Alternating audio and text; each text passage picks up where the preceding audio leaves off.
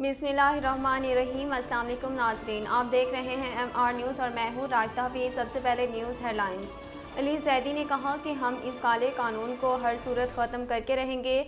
वफाकी वज़ीर बराए मेरी टाइम्स अफेयर्स अली ज़ैदी ने सिंध बल्दियाती तरमीमी बिल के खिलाफ अपने वीडियो बयान में कहा कि 15 जनवरी को कराची प्रेस क्लब पर मुत्तहिदा अपोजिशन के एहतजाज में भरपूर हिस्सा लेंगे।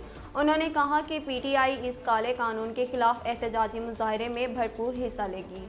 एहतजाज में कराची के शहरियों को शिरकत की दावत देते हैं। कराची के शहरी बता देंगे कि हम इस काले कानून को नहीं मानते। वज़ीर-ए-आज़म इमरान खान से chief of army staff general Qamar Javed Bajwa और DGISI की मुलाकात हुई।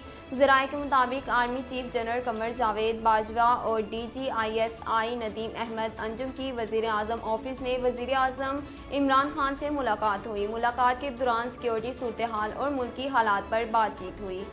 ज़राए का कहना है कि वज़ीर-ए-आज़म इमरान खान की ज़ेरे सदारत एपिक्स कमेटी का इजलास मुनक़िद हुआ। इजलास में chief of army staff general Qamar Javed Bajwa भी शरीक हुए।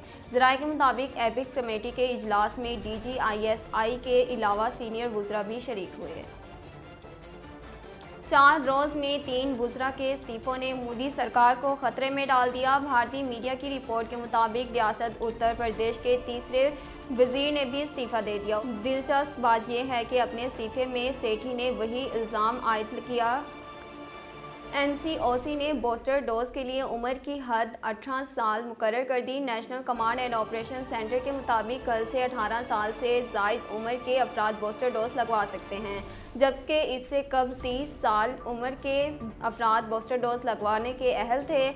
NCOC के मुताबिक मुकम्मल वैक्सीनेटेड अफराद 6 माह बाद बूस्टर डोज लगवा सकते हैं।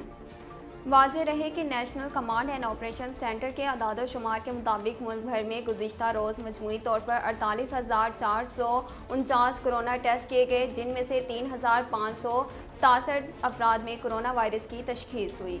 अदाद शुमार के मुताबिक गुज़िश्ता रोज़ कोरोना मुस्बत केसेस की शरह 7.36% रिकॉर्ड की गई, जबकि गुज़िश्ता 12 सितंबर के बाद अब तक एक रोज़ में सबसे ज़्यादा केसेस रिपोर्ट हुए।